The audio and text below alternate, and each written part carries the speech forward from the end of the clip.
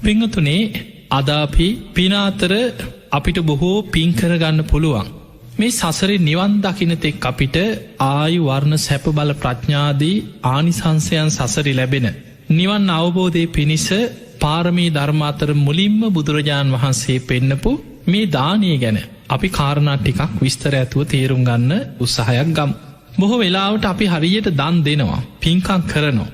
අපේ ශ්‍රී ලාංකීය පිරිස ගත්තහම ලෝකේ සමහර රටවල් වලට මිනිස්සුන්ට වඩා කෙනෙකුට උදව්පකාර කරන ගෙදරකට ආවත් තේ එකක් දෙනවා, කෑවද බීවද කියලා අඩු ගන්න කෑම වේලක් හරි දෙනවා. මේ මිනිස්සුන්ගේ උදව්පකාර කරන ස්වභාවය, පින්කම් කරන ස්වභාවය පවතිනවා. මේ පින කියන එක කොහොමද රැස් වෙන්නේ? පිනේ වටිනාකම මොනවද? ආනිසංස හැටියට සසරේ දන් දීපු කෙනාට කොහොමද ආනිසංස ලැබෙන්නේ? මේ වගේ පින ගැන කාරණා ගොඩාක් අපි මේ ධර්ම දේශනාව තුළදී තේරුම් ගන්න උත්සාහයක් ගමු. පිංගතුනේ ඔබ අහලා ඇති පිනක් කරනකොට තුන් සිත පහදවා දන් දෙන්න කියන. එතන තුන් සිත කියන්නේ දානයට පෙර, දානයේ දෙන වෙලාවේ, දානයේ දුන්නට පස්සේ මෙන්න මේ අවස්ථා තුනේ හිත පැහැදෙනවා. ඒකට හේතුව පින රැස් වෙන්නේ චේතනාව තුළ. චේතනාහම් භික්කවේ කම්මං වදාමි. මහණනි, චේතනාව කර්මයයි. එහෙමනම් මෙන්න මේ විදිහට බුදුරජාන් වහන්සේ පෙන්නවා චේතයිත්වා කම්මං කරෝති කායේන වාචාය මනසා. චේතනා පහල කරලා කර්ම රැස් කරනවා කයින්, වචනෙන්, වාචාය මනසා. අපි හිතෙන් හිතන හැම සිතුවිල්ලක් එක්කම චේතනාවක් පහළ වෙන්නේ. එහෙමනම් අපේ සිත කය වචනෙන් තමයි කර්ම රැස් වෙන්නේ, චේතනා පහළ වෙන්නේ. දැන් ඔබ හිතන්න ඔබ දානයක් දෙන්න හිතනවා. සමහරලාවට අපි සාමාන්‍ය උදාහරණයක් ගම ඔබ හිතනවා වැඩිහිටි නිවාසයකට අනේ දාන ටිකක් පූජා කරගන්න තියෙනවා නම් කියලා හිතනවා. එක්ක සමහරලාවට කාගේ හරි දානයක් දෙන්න වැඩිහිටි නිවාසයකට ගිය වෙලාවක්. අපි උදාහරණයට ගමු වැඩිහිටි නිවාසයක්. එතකොට ඔබ කාගේ හරි දානයකට සම්බන්ධ වෙන්න ගියා. ඔබට ඒ වැඩිහිටි දෙමව්පියෝ ඒ ආයතනේ දැකලා ඔබට හිතුණා අනේ මටත් දානයක් පූජා කරගන්න තියෙනවා නම් ඒ සිතුවිල්ල තමයි දානයේ වෙනුවෙන් ඉස්සල්ලාම හිතේ පහළ වෙච්ච චේතනාව. ඊළඟට ඒ ගැන කතා වෙනවා. අනේ මටත් ආසයි දානයක් දෙන්න. කොහොමද දන්නේ දාන වේලක් බාරගන්නේ? චේතනා පහළ කරලා තමයි වචන කතා කරන්නේ. දැන් දානයක් වෙනුවෙන් තමයි මේ වචන පහළ වෙන්නේ. ඊළඟට ගිහිල්ලා හම්බෙනවා, ඔෆිස් එකට යන්න කියනවා, අවස්ථාවක් ඉල්ල ගන්න කියනවා, මෙයා හම්බෙන්න කියනවා. දැන් ඔන්න ගිහිල්ලා කතා කරලා කොහොම හරි දාන වේලක් බාරගන්න. දැන් සිත කය වචනය කියන තුන්දොරම දානයක් වෙනුවෙන් තමයි මේ චේතනා පහළ වෙන්න, රැස් වෙන්න, ක්‍රියාත්මක වෙන්න. දැන් අපි හිතමු දාන වේලක් පාරගත්තා. ඒ දානි දුන්නේ තව මාස 6ක් ඉස්සරහා තියෙන දානයක් කියලා හිතමු. දැන් මේ මාස 6 පුරාම ওই දානි ගැන කී වතාවක් හිතනවද? ලබන මාසෙ එක්ක තව මාස 2යි තියෙන්නේ. කොහොමද මේක කරගන්නේ? මේ දාන වේලාව ආයි කතා කරලා බලන්න ඕනේ මොනවද ගේන්න තියෙන්නේ. එතකොට දැන් මේ විදිහට අපි හිතෙන් හිතනවා, ගෙදර කතා වෙනවා. දැන් දානි දින ලං වෙන්න ඒ ගැන ගොඩක් හිතෙනවා. මොනවද පූජා කරගන්නේ, කී දෙනෙක් ඉන්නවද, මොනවද හොඳ. දැන් මේවා හිතනවා. ඊළඟට බඩු මුට්ටු ගන්න යනවා, ඊළඟට කඩේ යනවා, පොලේ යනවා, එළවලු ටික උස්සගෙන මේ සිත කය වචනේ තුන්දොරේ දැන් එළවලු ගන්නේ, බඩු ගේන්නේ, සූදානම් වෙන්නේ, කට්ටිය එකතු කරගෙන දානි උයන්නේ, සකස් කරන්නේ. දැන් මේ හැම දෙයක්ම දානෙට පෙර මේ තාම. එතකොට අපේ සිත කය වචනේ මුල් කරගෙන දානයක් වෙනුවෙන් කොච්චරනම් චේතනා පහළ වෙනවද? ඒක ධර්මී කියන්නේ පුබ්බේව දානා සුමනෝ. දානයට පෙර හිත පහදවාගෙන රැස් කරගන්න පින. මේ වගේ විශාල පුණ්‍යස්කන්ධයක් දාන මොහොත වෙන තෙක්ම රැස් වෙනවා දානයක් උදෙසා. අන්න පින කියන්නේ වගේ චේතනාවි පින රැස් වෙන්නේ. ඊළඟට දානි පූජා කරන වෙලාව දදං චිත්තම් පසාදේ. හිත පහදවාගෙන දානී පූජා කරන්නට ඕන. හිත පහදවාගෙන දන් දෙනවා. ඒ දානි පූජා කරන වෙලාවේ තව කරුණු ගොඩක් එතන එකතු වෙනවා. බුදුරජාණන් වහන්සේ පෙන්නනවා සියතින් තමන් බොහෝම ගෞරවයෙන් තමන්ගේ අතින්ම පුළුවන් තරම් ඒ දානී පූජා කරන්න. එතකොට පින ගොඩාක් බලවත්. කවුරු හරි සේවකයෝ දාලා කාට හරි දීලා අපි යනවා මේක බෙදලා දෙන්න. අපිට හදිස්සි සමහරු ඒ වගේ තමාරු ලැජ්ජයි දාන බෙදන්න. එහෙම අයත් ඉන්නවා. දානි දෙනවා, හැබැයි තමන් දාන බෙදනා සේවකයන් තමයි ගෙන ඔන්න ඔය දාන ටික බෙදලා දාන්න. ඒ මට්ටමට පත් නොවේ. තමන්ම සියතින් දන් දෙනකොට ගොඩාක් බලවත්.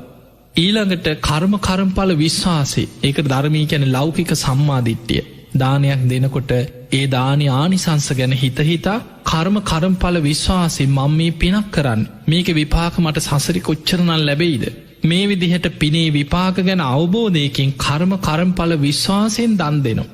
ගෞරවෙන් දන් දෙනවා. ඒ දෙන දේ ගෞරවයෙන් පූජා කරනවා. සමහරලාවට කෙනෙකුට ඒක ගෞරවයක් නැතුව අපි හිතමර මෙන්න කාපන් කියල වීසි කරා කියලා. සමහරු එහෙම අයත් ඉන්නවා. කෙනෙක්ගෙන් ඉල්ලලා ඉල්ල සමහරුන්ට කේන්ති යනවා. සමහර සමාජ මිනිස්සුගෙන් ඉල්ලනකොට කකා ඉන්න වෙලාවට ඉල්ලපුහම සමහරු කේන්තියෙන් දෙන්නේ. මේ කන්නත් නෑ මේ වදේ කියලා කේන්තියෙන් දෙනවා. එහෙම නෙමෙයි බොහොම ගෞරවේ. දෙනදේ සතෙකුට දුන්නත් හිඟන්නෙකුට දුන්නත් අසරණ මනුස්සයකුට දුන්නත් අනේ කෙනෙක් ඉල්ලන්නේ නැති නිසා. ඒ මනුස්සයට බඩකින්න නිසා අසරණකම නිසා. ඔබෙන් යමක් ඉල්ලන්න. යමක්කමත් තියෙන කෙනෙක් කවදාවත් අතපාගෙන බැනුම් අහගෙන එන්නේ නෑ ඉල්ලන්න. ඒ නිසා ඒ දෙනදේ බොහොම ගෞරවෙන් දෙන්න කෙනෙකුට හිඟන්නෙකුට දුන්නත් ඒක බොහොම ගෞරවෙන් දෙන්න. ඒ කෙනාගේ හිත සතුටු වෙන විදිහට ඒදේ දෙන්න. එතකොට මේ විදිහට ඔබ දෙනකොට ගෞරවෙන් දෙන්න. ඊළඟට සක්කච්ඡන්දානන්දේත් සකස් කරලා පිළිවෙලකට දන්දේත්. ඒ කියන්නේ කන්න බැරි විදිහට නිකං අන්න ලවීසි කරන දෙයක්. දැන් ඔබ හිතන්න ඔබට බත් එකක් අනල දුන්නොත් ඔබ කයිද නෑ. ඔබට දකිනකොටම තරහයනවා කේන්ති යනවා. සමාලට අපිරිය හිතෙන්න්න පුළුවන්. ඒ නිසා කෙනෙකුට දෙනකොට ඒක පිළිවලකට සකස් කරලා බොහොම ගෞරවෙන් බත් එහෙකට උනත් ඒ වෑන්ජන ටික බොහොම පිළිවලකට ගෞරවෙන් සමහරලාට මුළු බත් එක වැහෙන්න එක්ක පරිප්ප එකක් හොද්දක් සම්පූර්ණ බත් එක පාවෙන්න බෙදරදාන්න. එතකොට මේ විදිහට බැලූ බැල්මට අර බත් එක දිහා දකිනකොටම කෙනෙකුට අපිරියයි. ඒ වගේ නැතුව ඒක බොහොම සකස් කළ ඉතින් ඒ නිසා තමයි සමහරු ලස්සනට ඒ වෑන්ජනයක් දාන එකක් බෙදනකොට බොහොම පිළිවලට කෙනෙක්ගේ හිත පහදින විදිහට සකස් කරලා ලස්සනට ඒක හදල පෝජා කරන. ඒක ආනිසංස ප්‍රබලයි. ඊළඟට කර්මඵල විශ්වාසයෙන් සියතින් ගෞරවෙන් දන් දෙනකොට අන්න දානි දෙන වෙලා විශාල පිනක් රැස්සෙනවා. දදන් චිත්තම් පසාදේත්. දැම් පින එතනින් ඉවර වෙන්නේ. ඔබ දානයක් දුන්නට පස්සේ ඒ කරපු පින ගැන දැන් හිතන්න දැන් දාන ඉවරයි කියල හිතම ඔබ වැඩේට නිවාසි කරන ගේල දානෙ දුන්න දැන් ඉවරයි අනේ දෙමවපියොත් පින් දුන්න දැන් ඔක්කොම් බඩු මුට්ටු අස්පස් කරගෙන ආපහු ගෙදරාව. දැන් එතනින් පින ඉවර වුණා නෙමෙයි. කරපු පින ගැන හිතන්න දැන් බස්සෙ කියන ගමන් හිතනවා. ගෙදර ඇවිල්ල වාඩි වෙලා හිතනවා. ගෙදරයට කියනවා අනේ හොඳට දානි කෙරුණ. බොහොම හොඳයි ලොකෝ පිනක් කරගත්ත.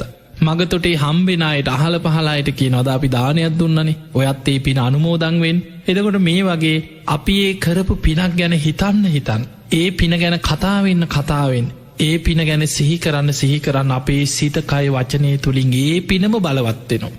දත්වා අත්ත මනෝහොති කරපු පිනක් ගැන හිතලා දීපු දේ ගැන සිහි කරන්න එක බලවත්තේ. ඒ නිසා පිංහතුනි ඔන්න ඔය අවස්ථා තුනේ හිත පහදවන්න පුළුවන්නම් ඔබ දානේ පූජා කරනකොට ඔබ දන් දෙනකොට ඔය විදිහට අවස්ථා තුනක හිත පහදවන්න පුළුවන්නම් ඔබට ඒ දානෙන් විශාල් පිනක් රැස්සෙනවා. ඊළඟට දානයේදී අපි තේරුම් ගන්නවන තව ගොඩා කාරණාක් තියෙනවා. සමහරයි දන් දෙනකොට මේක තනියමම කරන්න තමයි හිතන්නේ. ඒ අය හිතනවා මොකද දානය තුළත් සමහරුන්ට ඇතිවෙනවා ලෝභකම. පින් කරන්න ගිහිල්ල ඒ පිනට ලෝභකම ඇතිවෙනවා. මේකට අනිත් අය එකතුනොත් මගේ පින අඩුවී. මේ අයටත් මගේ පින බෙදිලයයි. මේක තනියෙන් මංකරොත් තමයි කුට්ටිය පිටි මටම මේක ආනිසංස ඔක්කොම මටම ලැබෙන්නේ කියලා හිතෙන්න්න පුළුවන්. එහෙම හිතල සමහරු තනියම දන් දෙන හොරෙන් දෙන්නේ කියන්නේවත් නෑ කාටුව. තනියෙන් දන් දුන්න කියලා හිතන්. හැබැයි තව කෙනෙක් දන් දෙනවා එයා කට්ටිය සම්බන්ධ කරගන්නවා. එක වෑන්ජනය හරි බෙදල දෙනු. එහෙම නැත්නං තමන් ඒ අයට බැරිවුනත් තමන් හදල අනේ අතගහල හරි ඔයත් මේක අනුමෝදංවෙන් ඔයත් අතතියල හරි සාධකාරයක් හරි දෙන්න කියලා තව පිරිසක් සම්බන්ධ කරගෙන සහයෝගෙන් දන් දෙන. මේ දෙකේ ආනිසංස වෙනස්. තනියෙන් දන්දීපු කෙනාට සසරේ ආනිසංස ලැබෙනව හැබැයි පරිවාර සම්පත්තිය ලැබෙන්නේ පිරිස් බලේනෑ. දන්දීපු නිසා ලැබෙනවා නමුත් පිරිස් බලේනෑ. අර පිරිස එකතු කරගෙන බෙදාහදාගෙන සහයෝගෙන් දන්දීපු කෙනාට ඒ දන්දීපු පිනෙන් සැප සම්පස් හසරේ ලැබෙනවා වගේමයි පරිවාර සම්පත්තිය පිරිස එකතු කරගෙනයි දන්දුන්නේ. පිරිස සම්බන්ධ කරගෙනයි දන්දුන්නේ. සහයෝගයට කට්ටි එකතු කරලා ඒ අයටත් අනුමෝදන් කෙරෙව්ව. ඒ නිසා ජීවිතේ තමන් තනි වෙන්නේ නෑ. තමන්ට ඕන තරං යාලුව හිතවත්තු කරදරයක් වුණත් පිරිස පරිවාර සම්පත්තිය අඩුවක් වෙන්නෑ කියෙන්. දැන් ඔබ බලන්න සමාජය ඔබ දැකල ඇති සමහරු ඉන්නොක් පෝටිපතියෝ ආත් කවුරුත් නැතුව අන්ත අසරණ විශාල මාලිගා වගේ ගෙවල්වල තනියම ජීවත්වෙනවා. කවුරුවත් නැක්කො දරු හත ඇල්ල දාලා ගිහිලෙක්කො ඒ අයි වෙන රටවල්ලොල ඒ අයට ඒ රටවල්ලොල රස්සාවල් බැඳීම් විවාහ වෙලා ලංකාවට එන්න යන්න විදිහක් නෑ. අවුරුද්ධකට දෙහෙකට තමයි සමහල්ලාවට අම්ම තාත්ත බලන් හරි යන්තන් ඒගන්න කවුරුත් නෑ. සමහල්ලාවට ජීවිතේම දන්නේ අඳුරන්න නැති මනුස්සෙක් ළඟ ඉන්න බලාගන්න. ඒ මනුස්සයා සමහරලාට ඕන වෙලාවටනේ සමහරු ඔහොම තනියෙන් ඉඳලා ඔහේ ගෙවල්වල මැරිලා ඉන්නවා දන්නෙත් නෑ දැයිත් දන්නේ නෑ කවුරුවත් දන්නේ සමහරු ලොකු ගෙවල්වල මැරිලා දවස් 2-3කට පස්සේ ගඳ එනකොට තමයි අහල පහල මිනිස්සු හොයලා බලන්නේ මේ ගෙදරින් ගඳක් කියලා. බලනකොට අනේ දවස් 2-3කට කලින් මැරිලා කුණු වෙලා දන්නේ. මේ වගේ සිදුවීම් ඕන තරම් තියෙනවා. මහා ධනයක් තියෙනවා. හැබැයි Tamanට ඒක පරිහරණය කරන්න යාළුවෝ පිරිස අපි දැකලා තියෙනවා පාරේ යනකොට ඔය බොරැල්ල පැත්තෙන් යනකොට ධර්ම දේශනාවලට හවසට බොරැල්ල කනත්තට මිනී ගේනවා අපිට පේනවා. හවස 4-5 3-3 වෙනකොට 4 පැත්තෙම දවසකට ඒ කනත්තට මිනි උස්සගෙන එනවා ඔය කොළඹ පළාත්. සමහර වෙලාවට මිනි පෙට්ටිය උස්සගෙන 4 දිනක් යනවා. දෙන්නේ කඩාඩා යනවා පස්සේ. කවුරුවත් නෑ මිනි පෙට්ටියට කර තියන්න කෙනෙක් නෑ ජීවිතේ. සමහරුන්ට මලගෙදර වුණත් මිනියටවත් බලන්නවත් කවුරුවත් නෑ. එක්කෝ මල් ශාලාවක වේලි තියෙනවා. නෑදෑයෙක් නෑ ජීවිතේ. යාළුවෙක් නෑ හිතවතෙක් නෑ. හැබැයි සල්ලි තියෙනවා. එතකොට අපිට පේනවා පෙර සසරේ දන් දීලා දීපු නිසා ලැබෙනවා. හැබැයි ලැබුණට පරිවාර සම්පත්තිය නෑ. කල්යාණ මිත්‍ර සම්පත්තිය නෑ. Tamanට උදව්වට මිනිස්සු නෑ. ඇයි තනියෙන් දන් දුන්නේ? බුදුරජාණන් වහන්සේ පෙන්වා දන් දෙනකොට පිරිස සම්බන්ධ කරගන්න. අපි දානයක් දෙනකොට අතගහලා හරි ඒ අයට පිරිකරක් පූජා කරත් ඔබ බලන්න අත තියලා හරි සාදුකාරයක් දීලා හරි මේක අනුමෝදන් වෙන්න කියන. ඔබ මතක තියාගන්න පින් අනුමෝදන් කරනකොට අපේ පින් අඩු වෙනව නෙමෙයි. පත්ති දාන පත්තානුමෝදනා පින් දීමත් පිනක්. කෙනෙක් කරන පින අනුමෝදන් වීමත් පිනක්. දැන් අපි හිතමු ඔබ පිනක් කරලා ඔබ කොහේ හරි ගිහිල්ලා ලොකු පිනක් කරගෙන ආවා කියලා. සමහරවිට ඔබ අනුරාධපුරේ ගිහිල්ලා අටමස්ථාන වන්දනා කරා. කිරි ආහාර පූජාවක් තියලා කප්රුක් පලන්දලා දැන් ලොකු පිනක් කරගෙන ඇවිල්ලා. දැන් ඔබට පුළුවන් ඔය පින් කැමති බොහෝ දෙනෙකුට අනුමෝදන් කරන්න. එතකොට ඔබේ පින තව වැඩි වෙනවා මිසක් අඩු වෙන්නේ නැහැ. කෙනෙකුට හිතෙන්න පුළුවන් මගේ පින කාට හරි දෙනකොට පින අඩු වෙනවනේ කියලා. එහෙම දෙයක් නෙමෙයි. බුදුරජාන් වහන්සේ උපමාවක් පෙන්වුවේ එක පහනකින් පහන් දහස් ගාණක් දල්වන්න පුළුවන්. ආලෝකෙ එන්න වැඩි වෙනවා මිසක් ආලෝකේ අඩුවක් වෙන්නේ නැහැ. ඒ වගේ තමයි ඔබ පිනක් කරලා ඒ පින අනුමෝදන් කරත්. අනුමෝදන් කරන්නේ මෙහෙමයි. අනේ මම මේ වගේ පිනක් කරා. කිරියාහාර පූජාවක් තිබ්බ අපි මේ වගේ වන්දනා කරා. කප්රුක් පූජා කරා. ඔයත් මේ පින අනුමෝදන් වෙන්න. එතකොට ඒ කෙනාට සාදු අනේ මාත් ඒ පින් අනුමෝදන් වෙනවා කියලා කෙනෙකුට හදවතින්ම කුහකත්වයක් නැති ඉරිසියාවක් නැති කෙනෙකුට හදවතින්ම හිතෙන් තව කෙනෙක් කරන පින අනුමෝදන් වෙන්න පුළුවන්. එහෙම පින් අනුමෝදන් වෙනකොට ඒ කෙනාගේ පින තවත් බලවත් වෙනවා. ඊළඟ දේ තමයි ඔබටත් පුළුවන් තව කෙනෙක් කරන පිනක් අනුමෝදන් වෙන. අනේ සාදු කොච්චර දෙයක්ද. එතකොට ඒ වගේ කෙනෙක් පින් කරනවා දැකලා ඒ සතුටින් ඒ පින අනුමෝදන් වෙන්න නම් ඔබට තියෙන්න ඕන ඉරිසියාවක් නැති කුහකකමක් නැති කෙනෙක් පින් කරනකොට මුදිතාව. අනේ කොච්චර දෙයක්ද කියලා එයා පිනෙන් දියුණුව කරා යනවා දැකලා සතුටු වෙනවා. කෙනෙක් දියුණු වෙන ක්‍රම තියෙනවා. භවභෝග සම්පත් වලින් ධනෙන් ගොඩනැගිලි වලින් ඉඩකඩම් වලින් මේ භෞතික දියුණුව පිනෙන් දියුණු වෙනවා. එයා සීලෙන් දියුණු වෙනවා. ධර්මයෙන් දියුණුව කරා යනවා. ඒ දියුණුව දැකලා ඉරිසියා කරන්නේ මට සිල් රකින්න බෑ. ඊකට මේ අය සිල් රකින්නවනේ කියලා ඉරිසියාවක් ඇති වුණොත් පිරිහෙනවා. සමහරවිට මට පිනක් කරගන්න විදියක් නෑ. ඒකට මේ මිනිස්සු පින් කරනවනේ කියලා පින් කරන කෙනාට ඉරිසියාව උපදින්න පුළුවන්. එහෙම නැතුව කෙනෙක් පින් කරනවා දැකලා අනේ සාදු කොච්චර දෙයක්ද. අනේ හොඳයි කියලා හදවතින්ම තව කෙනෙක් කරන පින අනුමෝදන් වෙන්න පුළුවන් නම් පත්තානුමෝදනා කෙනෙක් කරන පිනක් අනුමෝදන් වෙනකොට ඔබේ පින තවත් වැඩෙනවා. ඒ නිසා පින්වතුනි මේ පින් කරනකොට ගොඩාක් කරුණු තියෙනවා. දවසක් කොසල් රජ්ජුරුවෝ අපේ බුදුරජාණන් වහන්සේ මුණ ගැහෙන්න අවේලාව එනවා. අවේලාව කියන්නේ බුදුහාමුදුරුවෝ දිනචරියාවකට කටයුතු කරේ. රජ්ජුරුවෝ උනත් බුදුරජාණන් වහන්සේ මුණ ගැහෙන්න ආවේ ඒ මුණ ගැහෙන වෙලාවට. එදා මේ කොසල් රජ්ජුරුවෝ හදිස්සියේම ඒ නගර හිටපු ධනවත් සිටුවරයෙක් මැරිලා. කාත් කවුරුත් නැතුව තනියම ජීවත් වෙච්ච අපුත්තක කියන සිටුවරයා මැරිලා. කෝටි ගානක වස්තුව රාජසන්තක වුණා. සාමාන්‍යයෙන් කාත් කවුරුත් නැතුව තනියෙන් ඉඳලා මිය ගියාට පස්සේ අර දීපල රාජසන්තක වෙනවා. දැන් රජ්ජුරුවන්ට අයිති වුණ රාජසන්තක වුණා. රජ්ජුරුව මේ කලබලේම ගිහින් තියෙන්නේ මේ අපුත්තක සිටුවරයාගේ ධනය ගණන් කරලා ඔක්කොම බලලා මාලිගාවේ ගබඩාවලට කරත්තවල පටවල පිටත් කරලා එන ගමන් රජ්ජුරුවන්ට ටිකක් පොඩි බයක් ආවා. මොකද මේසා ධනයක් තිබිච්ච මහා දනස්කන්ධයක් තිබ සිටුවරේ. හැබැයි හිඟන්නෙක් වගේ ජීවත් වෙලා තියෙන. කාඩි හොදී නිවුඩු හාලුයි කාලා තියෙන. හරියට ඇඳුමක් ඇඳලා නෑ.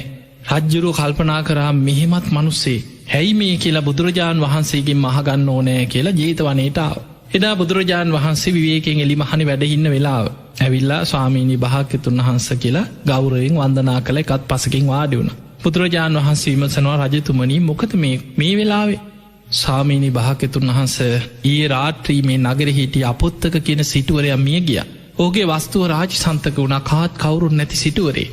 ඒ වස්තුව ගබඩාවලට පිටත් කරලා මේ එන ගමන් කීවා. බුදුරජාණන් වහන්සේට කියනවා ස්වාමීනි රන් කහවණු විතරක් 18 කෝටියකට වඩා රන් කහවණු තිබුණ කියන කෝටි 18කට වැඩිය රත්තරන් කහවණු වලින් ස්වාමීනී භාග්‍යතුන් වහන්සේ රිදී ආදී අනෙක් වස්තුව ගැන තව කවර කතාවක්ද කියලා රත්තරන් ඉච්චරන රිදී ආදී අනෙක් වස්තුව ගැන තව කවර කතාවක්ද ඒ තරම් ධනයක් තිබ්බ සිටුවරයා ස්වාමීනී ප්‍රශ්නේ ඕක නෙමෙයි කියවා. ප්‍රශ්නේ තමයි මේ මිනිස්සයා කාලා තියෙන්නේ කාඩි හොදී නිවුඩු හාලු හිඟන්නෙක් වගේ කාලා ජීවත් වෙලා තියෙන්නේ. මේ මිනිස්සයා ඇඳුමක් කියලා ඇඳලා නැහැ. විසිකලා දාලා තියෙන රෙදි කෑලි අහුලගෙන ඇවිල්ලා කොහොම හරි විලිවසා ගන්න ඇඳුමක් පටලගෙන හිඟන්නෙක් වගේ ජීවත් වෙලා තියෙන්නේ. තමන්ගේ දෙමව්පියන්ගෙන් ලැබිච්ච සිටු මැදුර සාගරයක් වගේ විශාල මාලිගාවක් තියෙන සිටු මැදුරේ හිඟන්නෙක් වගේ ඔහේ දුක් විඳ විඳ ජීවත් වෙලා මැරිලා. දැන් අර දේපල වස්තු ඔක්කොම මැරුණට පස්සේ කාත් කවුරුත් නැහැ රාජසන්තක වුණා. රජුරුවන්ට අයිති වුණා. දැන් රජ්ජුරුව අහනවා ස්වාමීනී භාග්‍යතුන් වහන්සේ ඇයි මෙහෙම වුණේ? මේ සරන් ධනයක් තිබ්බ පුද්ගලයා ඇයි මේ විදිහට ජීවත් වුණේ? ඔහු දැන් කොහෙද උපන්නේ? බුදුරජාණන් වහන්සේ වදාලා රජතුමනි ඔහු දැන් අපාය ඉපදිලා නිරේට වැටලා තියෙන එතන. රජ්ජුරුව අහනවා ස්වාමීනී ඇයි මේ පුද්ගලයාට මෙච්චර ධනෙ තිබිලත් මේවා පරිහරණය නොකළේ? බුදුරජාණන් වහන්සේ වදාලා රජතුමනි ඒක අතීත කතාවක් දිග සංසාර කතාවක් කියව. අනේ ස්වාමීනී භාග්‍යතුන් වහන්සේ සසර කතාව මොකක්ද කියලා දැනගන්න කැමති. භික්ෂූන් වහන්සේලාත් වැඩ හිටියා. බුදුරජාණන් වහන්සේ අතීත කතාව දේශනා කරා. බුදුරජාණන් වහන්සේ වදාලා මීට බොහෝ පෙර සංසාරික ආත්මයක ඔය සිටුවරයා බොහෝම ධනවත් සිටුවරෙක් වෙලා ඉදත් ඉපදිලා හිටිය. හැබැයි හරීම මසුරුයි ලෝභයි කාටවත් දානයක් දෙන්නේ නැහැ. ගෙදරායටවත් දානයක් දෙන්නෙත් නැහැ. තමන් දන් දෙන්නෙත් නැහැ. දෙන කෙනාට දෙන්නෙත් නැහැ. බොහොම මසුරු ලෝභ සිටුවරේ. මේ සිටුවරයා දවසක් තමන්ගේ වෙළඳාම ව්‍යාපාර කටයුත්තකට සේවකයෝ කීප දෙනෙක් එක්ක සුබ මොහොතක් බලලා උදේ පාන්දරම දැන් එළියට බැහැලා ගමනක් යන්න පිටත් වුණා. මෙහෙම පිටත් වෙලා යනකොට මෙන්න මූණටම හම්බුණා පසේ බුදුරජාණන් වහන්සේ නම තගරසිකී කියන පසේ බුදුහාමුදුරු. උදේ පාන්දර හිස් පාත්‍රයක් අරන් පිණ්ඩ පාතේ වඩිනවා. මේ ස්වාමීන් වහන්සේ මූණට මුණ ගැහුණට පස්සේ එක පාට මූණ නරක් වුණා. අයෝ මේ වැදගත් ගමනක් යන්න ගියේ මේ ශ්‍රමණයන් වහන්සේ නමක් නෙමේ ඉස්සරහට පාත්‍රයක් අරගෙන. ඒත් දැන් හිත හදාගෙන ඇහුවා ස්වාමීනි කොහෙද මේ වඩින්න කියලා. සිටුතුමනි පිණ්ඩ පාතේ වඩිනවා කිව්වා. ඉතින් ඔබ වහන්සේට දැන් දානි ලැබිලාද කියලා ඇහුවා. තාම නෑ කිව්වා හිස් පාත්‍රේ. කෝ බලන්න කියලා පාත්‍රයට එබිලත් බැලුවා. එහෙම බලලා දැන් කල්පනා වුණා කමක් නෑ අද මේ වැදගත් ගමනක් යන වෙලාවේ උන්වහන්සේ මූණටම හම්බෙච්ච එකේ දානි ටිකක් දෙනවා. අන්න දානි දෙන සිතුවිල්ලක් හිතට ආව කමක් නෑ කියලා. ඒක පිනක්. සේවකයාට කතා කරලා කිව්වා ඔබ ඉක්මනට ගෙදරට ගිහින් කියන්න ස්වාමීන් වහන්සේ නමක් වඩිනවා. හැබැයි කනට කරලා කිව්වා තියෙන දෙයකින් හැන්දක් විතරක් බෙදලා යවන්න. එච්චරකට ලෝභයි. සේවකයාට කිව්වා ඔන්න ස්වාමීන් වහන්සේ නමක් ගෙදරට වඩිනවා තියෙන දෙයකින් හැන්දක් බෙදන්න. අර ස්වාමීන් වහන්සේට කිව්ව ස්වාමීනි ඔබ වහන්සේ නම් අන්න අතන අපේ නිවස තියෙනවා මේ පාරෙන් වඩිනකොට ඔබ වහන්සේට දාන ටිකක් හම්බෙයි වඩින්න කියලා දැන් ගමන ගියා. දැන් සිටුවරයා ගෙදරින් පිටත් වෙලා ඈත පළාතක ගමනක් ගිහිල්ලා. ගෙදර මිනිස්සුන්ට ඉහේ මලක් පිපුලා වගේ මොකද දානයක් දෙන්න අනේ මේ මිනිහා දානයක් දෙන්න දෙන්නේ නැහැ කවදාවත්. දැන් ස්වාමින් වහන්සේ නමක් ආර්යයන් වහන්සේ නමක් නිවසට වැඩියා මිනිස්සුන්ට පුදුම සතුටක් ගෙදර උන්ද. ඉක්මනට ප්‍රනීත විදිහට මැල්හාලි බත් වලින් දානයක් හැදුවා. හොඳට ව්‍යංජන හදලා ස්වාමීනි ඔහොම වැඩ ඉන්න කියලා ගෞරවයෙන් අර පාත්‍රයට දානේ පූජා කළ ව්‍යංජන පූජා කළ පාත්‍රේ පිරෙන්නම දානි පූජා කරා. බොහොම ප්‍රනීත විදිහට දන් දුන්නා. පසේ බුදුරජාණන් වහන්සේ ගාථාවකින් අනුමෝදනාවක් කරලා උන්වහන්සේ වැඩිය. තැන් උන්වහන්සේ වඩිනකොට අනේ මිනිස්සු බොහොම සතුටෙන් ගෙදරයි සාධකාරදිදී සතුටු එවී හිටිය. දැන් මේ ස්වාමීන් වහන්සේ වඩිනකොට අර ගමනක් ගිය සිටුවරයා ආපහු එනවා. මෙන්න ආයි මූණට ආයිත් හම්බුණාට පස්සේ සිටුවරයා මූණට හම්බුණාට පස්සේ හෝ ස්වාමීනි මොකද මේ දානි හම්බුණාද? ලැබුණයි කිව්වා. ආයි යන්න හදලා ආයි හිතුණා බලන්න ඕනේ කොච්චර හම්බෙලාද කියලා. කෝ බලන්න කියලා පාත්තරයට එබිලා බැලුවා.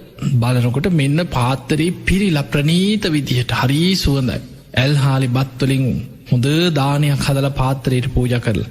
අර දාන ටික දකින්නකොට සතුටක් ඇති වුණේ කේන්තියක් ආවේ. මං ගෙදරේ උන්ට කිව්වේ තියෙන දෙයකින් හැන්දක් දෙන්න නේද? මෙච්චර දානයක් මෙච්චර ප්‍රනීත විදිහට හදල පූජ කරලා හැබැයි ඒ වෙලාවේ හිතේ කේන්තියක්කාව ස්වාමිනි වඩින්න කියලා මුකුත් කිවෙන උන්වහන්සේට ගෙදර ගිහිල්ලා ගෙදර බිරිඳට සියලු දෙනාට බැනල ආයි මේ ගෙදරින් දානි දන් දෙන්න බෑ කියලා ඔන්න නීතියක් දැම්. ඔන්න ඔයි සිදුවීම පෙර සසරි වෙච්ච සිදුවීම. බුදුරජාණන් වහන්සේ වදාලා රජතුමනී එදා තගර සිකී කියන පසේ බුදුරජාණන් වහන්සේට තමයි දානි හැන්දක් හරි බෙදන්න කියලා නිවසට දන් දෙන්න යොමු කරේ. ඒක පිනක්. පසේ බුදු කෙනෙකුට දානයක් දෙන්න යොමු කරපු පිනෙන් තමයි මේ සැප සම්පත් ලැබෙන්නේ. සිටු පවුලක උපදිනෝ. මහා ධන සම්පත් ඇති පවුල්වල සසර ඉපදුන ආත්ම ගනන් අර පසේ බුදු කෙනෙකුට දානයක් දෙන්න යොමු කරපු පිනට. හැබැයි දානි දීලා දීපු දානි ගැන පසු තැවුණ හිත පහදවන්න බැරි වුණ. දීපු දානයට ලෝභ කරා. ඒ දීපු දානිතිහා දැකලා තන්හාාවක් ඇති වුණ. ඒක කර්ම විපාකයක් අර ලැබීමත් එක්කම සසරේනවා. දන්දීපු නිසා කෝටි ගණන් සැප සම්පත් දනස්කන්දේ ලැබුණත් දීපු දානයට ලෝභ කරපු අකුසලින් ඒව පරිහරණය කරන්න හිත නැමෙන්නේ. කොච්චර සල්ලි තිබ්බත් කන්න හිතෙන්නේ. හිඟන්නෙක් වගේ විසි කරලා දාලා තියෙන දෙයක් දැක්කොත් අහුලගෙන ඇවිල්ල කනු.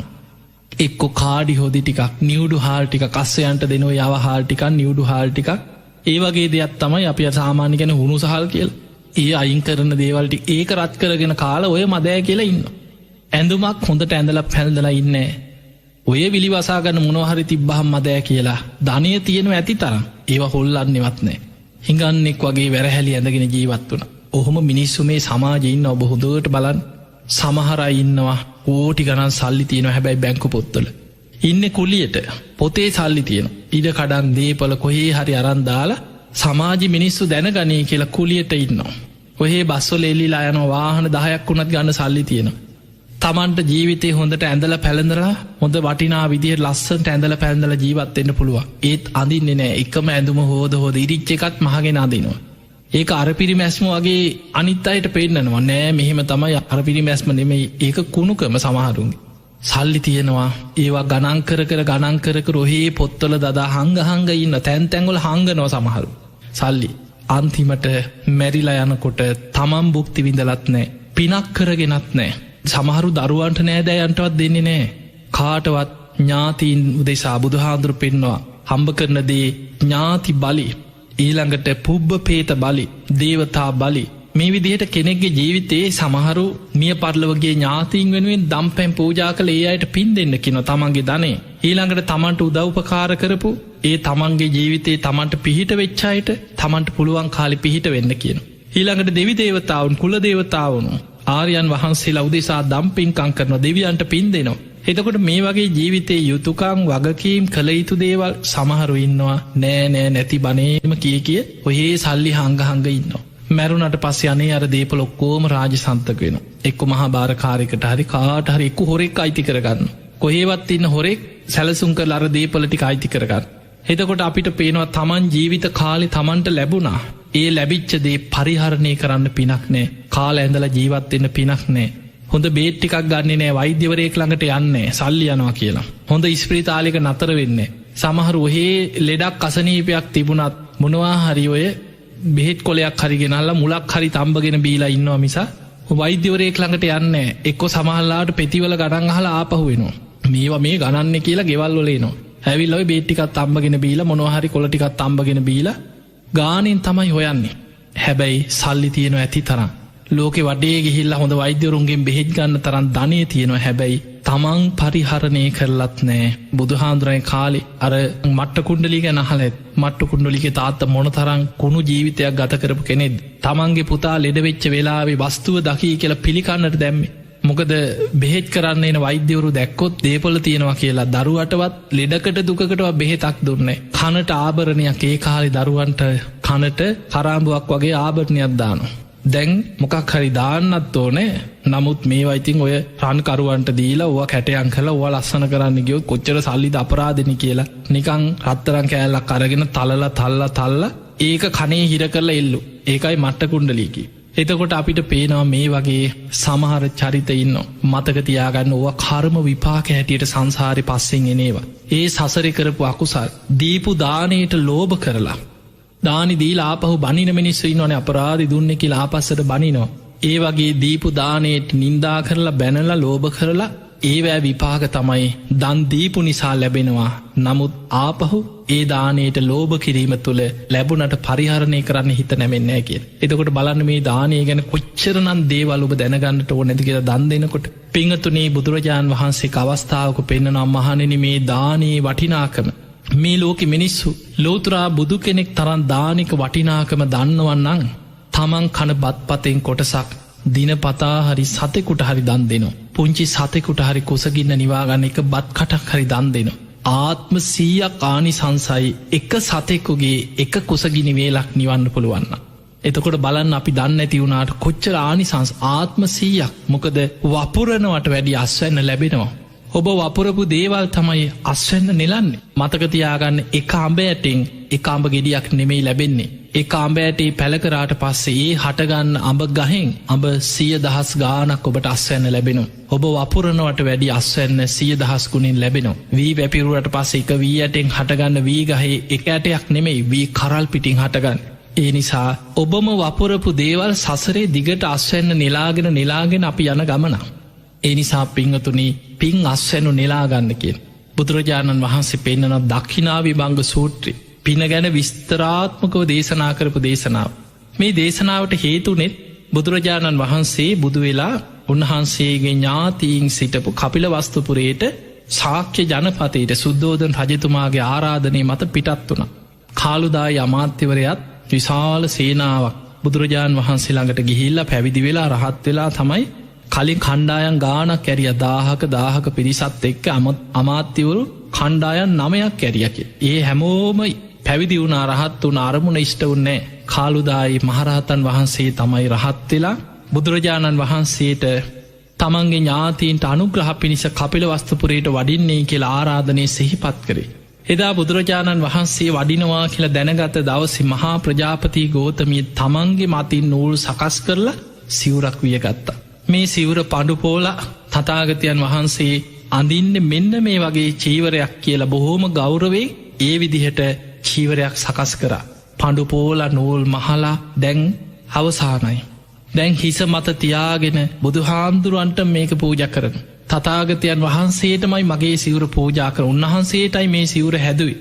දැන් ඔයි සිවුර හිස මත තියාගෙන බුදුරජාණන් වහන්සේ වැඩම කරලා නීග්‍රෝධාරාමි වැඩඉන්නකොට මහා ප්‍රජාපති ගෝතමය බොහෝම ගෞරවෙන් ඇවිල්ලා ස්වාමීනී භාග්‍යතුන් වහන්සේ මේ සිවුර පිළිගන්න. ඔබහන්සේටමයි මේ සිවුර සකස් කරී මගේ මේ අතින්මයි සකස් කරේ. බුදුරජාණන් වහන්සේ වදලා ගෝතමිය සංඝයාට පූජා කරන්නකි. අන්න ටිකක් දුක හිතුනා. අනේ මං ඔබහන්සේටමනි මේ සිවුර හැදුවේ. ස්වාමීනී භාග්‍යතුන් වහන්සේ පිළිගන්න. දෙවනි වතාවත් බුදුරජාණන් වහන්සේ වදාළ ගෝතමිය සංඝයාට පූජා කරන්න. එතකොට ආයමත් හිතට දුකක් ඇති වුණා. අනේ ස්වාමීනි භාග්‍යතුන් වහන්සේම කියන්න එපා මගේ අතින්මයි මේ සිවුරු සකස් කරේ. ඔබහන්සේ වෙනුවෙනුයි සකස් කරේ. එතකොට ආනන්ද හාමුදුරුවෝ එතන ඉඳන් කියනවා ස්වාමීනි භාග්‍යතුන් වහන්සේ තථාගතයන් වහන්සේ පිළිගන්න. ඔබහන්සේගේ මෑණියන් ඔබහන්සේ බිහි වෙලා දින 7කින් කලුරිය කරාට පස්සේ තමන්ගේ දරුවා කිරි මව්වරුන්ට දීලා තමන්ගේ කිරි ටික පෙව්වේ ඔබහන්සේට. මේ ප්‍රජාපති ගෝතමිය ඔබහන්සේගේ සුළු මෑණියන් ඔබහන්සේට බොහෝ උපකාර කරපු කෙනෙක්. ඒ නිසා ඔබහන්සේම පිළිගන්න කියෝ. එතකොට බුදුරජාණන් වහන්සේ වදාලා ආනන්දයේ තථාගතයන් වහන්සේ පෞද්ගලිකෝ පිළි නොගන්නේ මේ ගෝතමිය ගැන තියෙන කරුණාව නිසා මයි කියෝ. බුදුරජාණන් වහන්සේ වදාලා පෞද්ගලිකෝ පූජාකරොත් ඒක බුදුරජාණන් වහන්සේට විතරක් පූජාකරපු වස්තුව. හැබැයි සංඝයා උදෙසාත් පූජා කරනවා කියෙන චේතනාවෙන් පූජා කරද්දී බුද්ධ ප්‍රමුඛ සංඝයාම අරමුණු කරගෙන පූජාකරොත් බුදුරජාණන් වහන්සේටත් පූජා කරාවෙනවා මහා සංඝයාටත් පූජා කරපු දෙයක් වෙන. අන්න එහෙම කියමින් බුදුරජාණන් වහන්සේ දක්ඛිනා විභංග කියන සූට දේශනාව දේශනා කරා. ඒ දක්ඛිනා විභංග සූත්‍රයේ පෞද්ගලික දාන 14ක් පෙන්වනවා. පෞද්ගලික දානයකදී ඒ පුද්ගලයන්ගේ ගුණධර්ම මත ආනිසංස වැඩිවෙන. සතෙකුට දුන්නත් ආත්ම 100ක් ආනිසංසයි. කෙනෙක් ඉන්නවා මිත්‍යා දෘෂ්ටිකයි. කර්මඵල පින්පව් ගැන දන්නේ නෑ. හැබැයි අසරණ කෙනෙක් කුසගින්න ඉන්න කෙනෙ. අපි අනේ පව් මේ අසරණයා කියලා කෑමවේලක් දුන්නොත් ආත්ම 1000ක් ආනිසංසයි. හිඟන්නෙකුට දුන්නත් ආත්ම 1000ක් ආනිසංස ලැබෙනවා. ඊළඟට කෙනෙක් ඉන්නවා අසරණ කෙනෙක් හිඟන්නෙක් වෙන්න පුළුවන්. හැබැයි ගුණය හපස් සිල්වත්. ඔහුගේ ගුණයක් සලකාගෙන අපි දන් දෙනවා. ආත්ම 10,000ක් ආනිසංසයි. ඒ අතර කෙනෙක් ඉන්නවා කර්මඵල විශ්වාස කරන පින්පව් විශ්වාස කරන මෙලොව පරලොව පිළිගන්න ලෞකික සම්මාදිට්ඨියෙන් යුක්ත කෙනෙක්. එවැනි කෙනෙකුට දානයක් දෙනවා. හැබැයි මාර්ගඵල ලබලා නැහැ. එවැනි කෙනෙකුට ඒ සීලාදී ගුණධර්ම සිහි කරලා සිල්වත් උපාසකයෙකුට එක්කෙනෙකුට දානයක් දුන්නොත් ආත්ම ලක්ෂයක් ආනිසංසයි. එතනින් එහා බුදුහාඳුරු පෙන්වේ මාර්ගඵලලාභී සෝවාන් මාර්ගයේ ගමන් කරන කෙනා. ඒ කියන්නේ සද්ධානුසාරී ධම්මානුසාරියයි. සෝවාන් ඵලයට පත්වෙච්ච කෙනා. සකදාගාමී මාර්ගයේ ගමන් කරන කෙනා. සකදාගාමී ඵලයට පත්වෙච්ච කෙනා. අනාගාමී මාර්ගයේ ගමන් කරන කෙනා. අනාගාමී ඵලයට පත්වෙච්ච කෙනා. අරහත්වේ පිණිස මාර්ගයේ ගමන් කරන කෙනා. රහතන් වහන්සේලා. ඊළඟට පසේ බුදුරජාණන් වහන්සේ ලෝතුරා බුදුරජාණන් වහන්සේ මෙන්න මේ විදිහට ඉහලට අනන්තයි අප මේ යයි කිව එතනින් එහා ආනිසංස සීමා කරන්න බෑ. දානක ආනිසංස මෙතකයි කියල සීමා කරන්න බෑක අනන්තයි අප මෙයයි. වපුරනවා කොට ලැබෙන අස්වැන්න මෙපමණයි කියල සීමා කරන්න ඒ තරං අස්වැන්නක් ලැබෙන. ඒ නිසා බුදුරජාණන් වහන්සේ මේ විදිහට පෞද්ගලික දාන 14 ආනිසංසය ඔස්සේ විස්තර කරා. එහෙම කරලා බුදුරජාණන් වහන්සේ වදාළ මහණෙනි පෞද්ගලික දාන සියල්ලට වැඩිය ලෝතුරා බුදු කෙනෙකුට පෞද්ගලිකව පූජා කරනවටත් වඩා මහා අනිසංසයක් ලැබෙන සාංගීක දාන තියෙන. බුද්ධ ප්‍රමුඛ සංඝයා අරමුණු කරනවා බික්කු සංඝ කොටස. එහෙම නැත්නම් බුද්ධ ප්‍රමුඛ බික්කුණී සංඝයාට දන් දෙනවා. එහෙම නැත්නම් බුද්ධ ප්‍රමුඛ බික්කු බික්කුණී කියන උබතෝ සංඝයාට සාංගීක දානයක් පූජා කරන.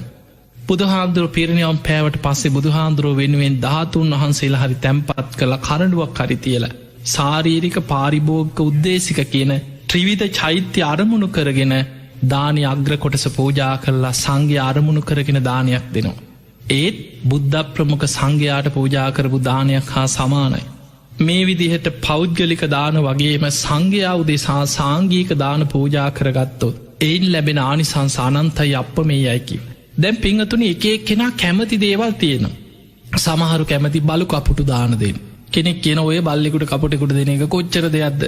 ඉල්ලකට කන්නද? අපිට කතා කරලා කියන්නද? මිනිසෙකුට නම් ඉල්ලන්න හරි පුළුවන් කියලා ඔන්න එයා කැමති දේ. තව කෙනෙක් කියනවා ඊට වැඩිය හොඳයි රෝහලකට ගිහිල්ලා නැති බැරි අසරණ මිනිස්සු හොයලා දානයක් දෙන එක. තව කෙනෙක් කියන්න පුළුවන් වැඩිහිටි නිවාසයකට ගිහිල්ලා අසරණ වෙච්ච වැඩිහිටියෝ ඉන්න තැන් තියෙනවා. ඒ වගේ තැනකට දානයක් දෙන එක ඊට වඩා හොඳයි. ඒ අතර තව කෙනෙක් කියන්න පුළුවන් අන්න ළමා නිවාසයකට දෙන එක. පොඩි ළමයි අහිංසක හිත් ඇති දරු ළමා නිවාසයකට දානයක් දෙන එක ඊටත් වැඩිය හොඳයි කිය. තව කෙනෙක් කියයි නෑ ඔය තියෙනවා රෝහල්. එවැනි රෝහලකට ගිහිල්ලා මාරාන්තික අසනීප හැදිලා ලෙඩ දුක් හැදිලා දුක් විඳින අය ඒ වගේ තැනකට ගිහින් දෙන එක ඊට වැඩිය හොඳයි. එතකොට එක එක්කෙනා කැමති දේවල් තියෙනවා. හැබැයි මතක තියාගන්න මේ හැම එකක්ම පිනක්. කාට දුන්නත් සතෙකුට දුන්නත් ආනිසංස තියෙනවා.